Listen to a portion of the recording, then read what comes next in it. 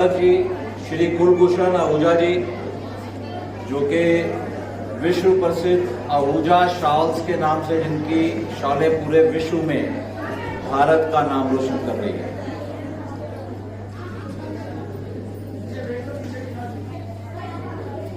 श्री फग्गन सिंह कुलस्ते जी, हमारे केंद्रीय इस्पात राज्य मंत्री, जो सिर्फ देखने में नहीं मन में भी और अपने अर्पण से इस्पात से भरे हुए हैं। उनका प्रत्येक कार्य जो है वो देश को मजबूत करना, समाज को मजबूत करना, राष्ट्र को मजबूत करना, इसके लिए बना हुआ है। श्री हर्ष मल्होत्रा जी, दिल्ली भाजपा महामंत्री, अनेकानेक दायित्व इन्होंने प्रशासन में लिए हैं। तो सबके साथ में एक बहुत सामाजिक कार्य कर रहे हैं दधीची देहदान समिति के साथ जुड़कर। बहन अनीता आर्या जी पूर्व में सांसद रही हैं, मेयर रही हैं, एनडीएमसी सदस्य रही हैं, भाजपा कार्यकारिणी सदस्य रही हैं और ऐसे अनेकानेक दायित्व उन्होंने अपने जीवन में निभाए हैं।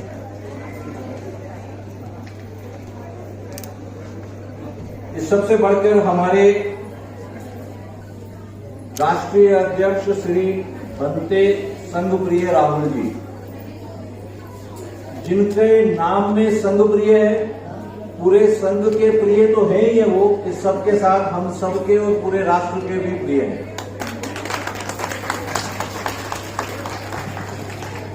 प्रदेश अध्यक्ष हमारे कुलदीप सोनकर जी वरिष्ठ अधिवक्ता है और अपने द्वारा कार्य करके दिल्ली में राष्ट्रीय बौद्ध संघ को, उसके कार्य को आगे बढ़ा रहे हैं।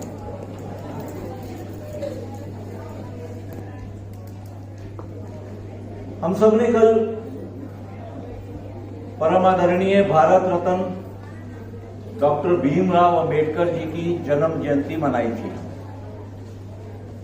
उनकी 132वीं जयंती कल थी और हम सब ये भी जानते हैं कि कल पहली बार ये हुआ कि भारत सरकार ने उस दिन पब्लिक हॉलिडे डिक्लेयर किया।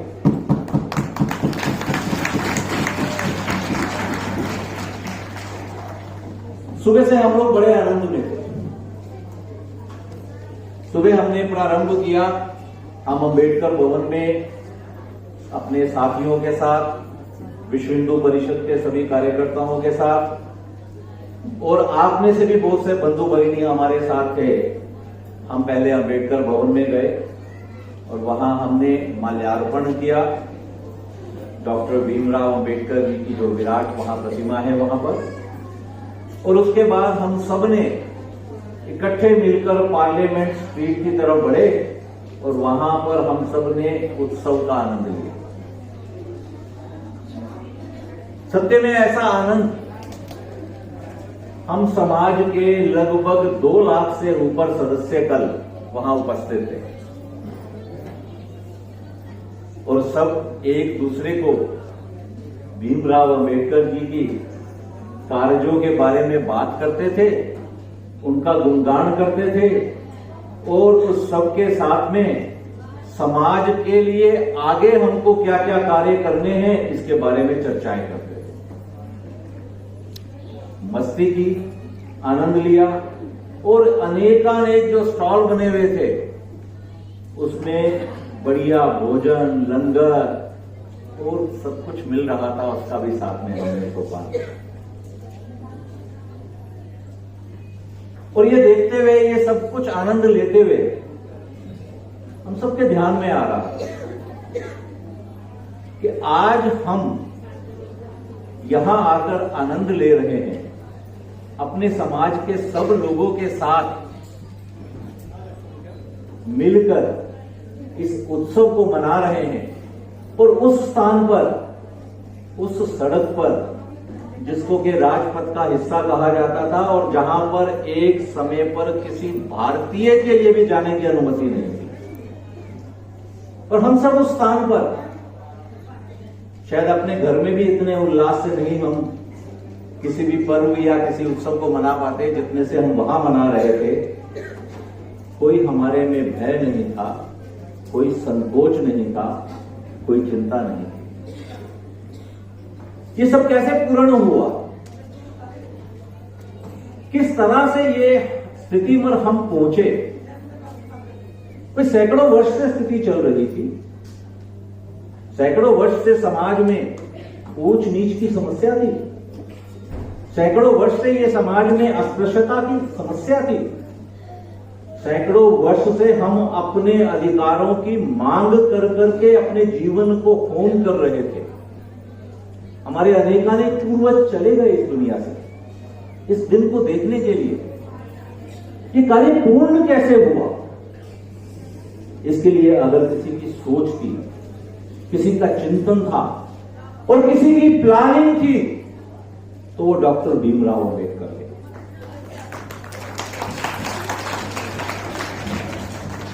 थोड़ा सोचिए जरा, 1920 का समय, क्या स्थिति थी उस समय? हमारे पास कुछ नहीं था। हमारे समाज को प्रशासन तो छोड़िए, जो अंग्रेजी शासन था, जो उस समय की पार्टी कांग्रेस पार्टी मुख्य पार्टी थी, वहां पर भी पूरा सपोर्ट नहीं मिलता था। उस समय डॉक्टर भीमराव अंबेडकर ने यह निर्णय लिया कि मैं ना कांग्रेस पार्टी के रास्ते पे चलूंगा, ना इस अंग्रेजी सरकार के रास्ते पे चलूंगा। और उन्होंने एक ऐसी मांग कर ली जिसके बारे में हम में से, समाज में से भी किसी ने नहीं सोचा था। वो मांग थी कि मुझे डिफरेंट इलेक्टोरेट चाहिए हमारे सभी भाइयों के। अब देखिए उनकी समझदारी, उनकी सूझबूझ। उनको ये चाहिए नहीं था, उनको पता था ये मिल भी नहीं सकता है। एक ही देश में कैसे मिलेगा एक अलग से इलेक्टोरेट, एक अलग से चुनाव कैसे मिलेगा? पर उनकी सूझबूझ थी, उन्होंने मांग ये रखी थी, पर उस मांग के पीछे उनके अलग मंशा थी, अलग उद्देश्य था। उद्देश्य तो सिर्फ ये था, इस राष्ट्र के सभी लोगों को, प्रशासन को, सभी पार्टियों को ये संदेश देना कि ये जो कुरीतियां चल रही हैं, ये जो समस्या है, इस समस्या के समाधान को पहले देखो, नहीं तो स्वतंत्रता मिलने के बाद भी हमारे जो समाज के सदस्य हैं वो स्वतंत्र नहीं महसूस करेंगे। ये उनकी वही सोच बूझ थी कि कांग्रेस पार्टी ने स्वतंत्रता मिलने से पहले अपनी मांग में ये जोड़ा था कि हम छूत-पात, ऊंच नीच, इन सब कुरीतियों को समाप्त करेंगे। उनको ये मानना पड़ा कि जैसे ही हमें स्वाधीनता मिलेगी, हम उसमें सारे वो कार्य करेंगे जिससे हमारा समाज आगे बढ़ सके।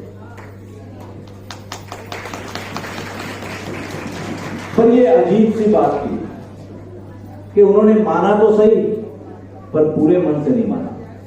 सिर्फ दिखावे को लेकर उस कार्य को उन्होंने किया। इस कार्य को पूर्ण करने में हमको इतने वर्ष लग गए, जिस कार्य को डॉक्टर भीमराव अंबेडकर ने उस समय स्वप्न देखा था और जिसके लिए उन्होंने सारा कार्य किया था। हम सब लोग आज संगठित हैं, एकत्रित हैं और दृढ़ निश्चय हैं कि समाज की इन सारी कुरीतियों को हम उखाड़ फेंकेंगे। और जो डॉक्टर भीमराव अंबेडकर का स्वप्न था कि भारत विश्व गुरु बने, भारत में हम सब लोग संगठित हों, यहां महिलाओं को पुरुषों के कंधे से कंधे मिलाकर कार्य करने की स्वतंत्रता मिले, उसका स्वाभिमान मिले, इस सारे कार्य को हम सब मिलके अब कर रहे हैं। प्रशासन हमारे साथ है, देश हमारे साथ है। आवश्यकता सिर्फ हम सबको इकट्ठे रहने की है, संगठित रहने की है और ऐसी शक्तियां जो हम सब में भेदभाव पेश करती हैं, उन सबको दूर रखने की है। हम सब आज के कार्यक्रम से ये प्रण लेके जाएं कि हम इकट्ठे रहकर देश को आगे बढ़ाएंगे। हमारा देश विश्व गुरु बनेगा और विश्व में सबसे आगे रहते हुए पूरे विश्व के सामने एक उदाहरण प्रस्तुत करेगा तो मेरा आज का और हम सबका इस कार्यक्रम में आने का प्रयोजन सकारात्मक होगा, मेरा ये मानना है।